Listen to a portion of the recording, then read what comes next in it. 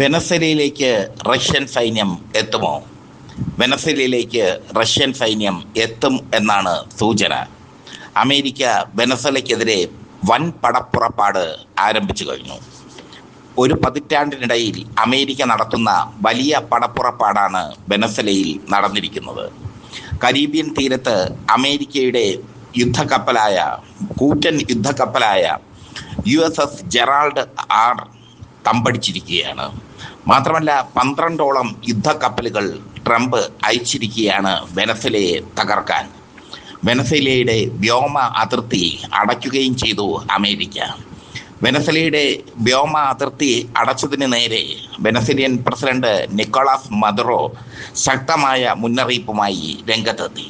വെനസ്വേലയുടെ പരമാധികാരത്തിൽ തൊട്ടാൽ കളി മാറുമെന്നാണ് മദുറോ ട്രംപിന് മുന്നറിയിപ്പ് നൽകിയിരിക്കുന്നത്. ട്രംപിനെ സംബന്ധിച്ചിടത്തോളം വെനസ്വേല എന്ന കുഞ്ഞൻ രാജ്യം അയാൾക്കെന്നും അസ്വസ്ഥതയാണ്. അവിടം ഭരിക്കുന്നത് നിക്കോളാസ് മദുറോയുടെ നേതൃത്വത്തിലുള്ള ഇടതുപക്ഷ സർക്കാരാണ്, സോഷ്യലിസ്റ്റ് സർക്കാരാണ്.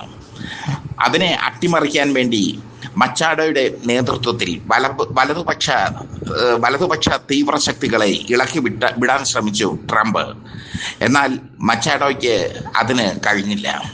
മച്ചാഡോയ്ക്ക് സമാധാനത്തിനുള്ള നൊബൽ പ്രൈസ് ലഭിച്ചതും വെനസ്വേലയിൽ വൻ വിവാദമായി മാറി. വെനസ്വേലയിലെ ജനങ്ങളെല്ലാം നിക്കോളാസ് മദുറോയ്ക്ക് ഒപ്പമാണ്. വലതുപക്ഷ ശക്തികൾ നയിച്ച മച്ചാഡോയ്ക്കെതിരെ നിയമ നടപടികൾ സ്വീകരിക്കുകയാണ് നിക്കോളാസ് മദുറോ. എന്തായാലും ട്രംപ് 3 കാരണങ്ങളാണ് യുദ്ധത്തിന് 3 കാരണങ്ങളാണ് നിരത്തിയിരിക്കുന്നത്. 1, മയക്കുമരുന്ന് മാഫിയ. 2, നിക്കോളാസ് മദുറോയുടെ അഹങ്കാരം. 3, അമേരിക്കയെ തള്ളിക്കളഞ്ഞുകൊണ്ട് റഷ്യയും ചൈനയുമായി മദുറോ നടത്തുന്ന ഊഷ്മളമായ ബന്ധം.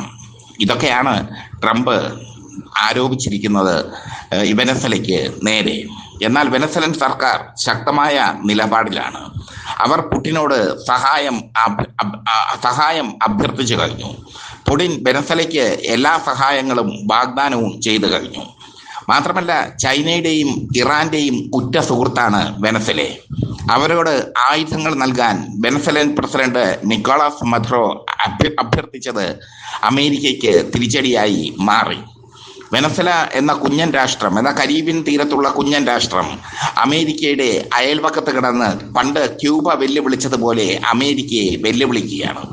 അവരുടെ പരമാധികാരത്തിൽ തൊട്ട് കഴിഞ്ഞാൽ ശക്തമായ തിരിച്ചടി നൽകുമെന്ന് പറയാതെ പറഞ്ഞിരിക്കുകയാണ് വെനസ്വേല റഷ്യയോട് സഹായം അഭ്യർത്ഥിച്ചതിലൂടെ. റഷ്യയുടെയും ചൈനയുടെയും വെനസ്വേലയിലെ ഇടപെടൽ ട്രംപിനെ കുറെ കാലമായി അസ്വസ്ഥമാക്കുന്നുണ്ട്. ലോകത്തുള്ള യുദ്ധമെല്ലാം നിർത്താൻ വേണ്ടി ഓടി നടക്കുന്ന ട്രംപ് വെനസ്വേലയ്ക്ക് നേരെ പടപ്പുറപ്പാടിനിറങ്ങുന്നതും അതുകൊണ്ടാണ്. പക്ഷേ വെനസ്വേലയെ തൊട്ട് കഴിഞ്ഞാൽ പുടിൻ വെറുതെ ഇരിക്കില്ല എന്ന സൂചന ശക്തമാണ്. ചൈനയും വെനസ്വേലയോട് താല്പര്യം പുലർത്തുന്നുണ്ട്. ചൈനയും ഇറാനും വെനസ്വേലയ്ക്ക് ആയുധങ്ങൾ കൊടുക്കാൻ തയ്യാറാണ്. ഇതാണ് അമേരിക്കയെ ഏറ്റവും കൂടുതൽ അസ്വസ്ഥമാക്കുന്ന ഘടകം. ട്രംപിനെ സംബന്ധിച്ചിടത്തോളം വെനസ്വേല ഒന്നുമല്ല. പക്ഷേ ഇപ്പോൾ ഒരു യുദ്ധത്തിന് ഇറങ്ങിക്കഴിഞ്ഞാൽ സാമ്പത്തികമായി അരക്ഷിതാവസ്ഥയിൽ കഴിയുന്ന അമേരിക്ക കൂടുതൽ അരക്ഷിതാവസ്ഥയിലേക്ക് പോകും. വെനസ്വേല പെട്ടെന്ന് കീഴടങ്ങുമെന്ന് തോന്നുന്നില്ല. അവരുടെ രീതി അനുസരിച്ചാണെങ്കിൽ അവർ ശക്തമായി നിൽക്കുകയാണ്. ട്രംപ് വെനസ്വേലയിലെ എണ്ണ സമ്പത്തിൽ കണ്ണുവച്ചിട്ടുണ്ട്. മയക്കുമരുന്ന് മാഫിയയെ തകർക്കാൻ വേണ്ടി അമേരിക്ക വെനസ്വേലയെ ആക്രമിക്കേണ്ട കാര്യമില്ല. ഇത്രയും വലിയ പടപ്പുറപ്പാടിൻ്റെ കാര്യമില്ല. വ്യോമാതിർത്തി അടയ്ക്കേണ്ട കാര്യമില്ല. ട്രംപിൻ്റെ കണ്ണ് വെനസ്വേലയുടെ എണ്ണ സമ്പത്തിലാണ്. മാത്രമല്ല, ചൈനയും റഷ്യയും അവിടെ സ്വാധീനം ഉറപ്പിച്ചിരിക്കുന്നത് തകർക്കുക. ഇതാണ് ട്രംപിൻ്റെ ലക്ഷ്യം. ട്രംപ് ഇത്തരം ലക്ഷ്യങ്ങളുമായി മുന്നോട്ട് പോകുമ്പോൾ ലോകക്രമം തന്നെ മാറുകയാണ്. വെനസ്വേലയെ രക്ഷിക്കാൻ റഷ്യ എത്തും എന്നുള്ളത് ഉറപ്പാണ്. പുടിൻ്റെ വാക്കാണത്. ട്രംപിന് അല്ലെങ്കിൽ അമേരിക്കയ്ക്ക് എവിടെ അടി കൊടുക്കാൻ സാധിക്കുമോ അവിടെയൊക്കെ ഓട്ടിച്ചിട്ടടിക്കുകയാണ് പുടിൻ്റെ ഇപ്പോഴത്തെ നയം. ഉക്രൈൻ റഷ്യ യുദ്ധത്തിൽ അമേരിക്ക സ്വീകരിച്ച ഉക്രൈൻ അനുകൂല നിലപാടും ഉക്രൈന് അമേരിക്കയും നാറ്റോ രാജ്യങ്ങളും ആയുധങ്ങൾ നൽകിയതും പുടിനെ നിരന്തരം അസ്വസ്ഥമാക്കുന്നു.